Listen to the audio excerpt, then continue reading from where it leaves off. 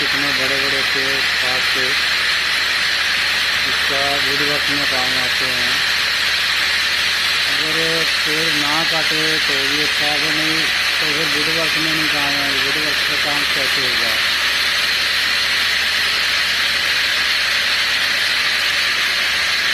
इससे बहुत सारी चीज़ें बनती है वुडवर्क की, जैसे डोर हो गया, खिड़कियाँ, दरवाजे।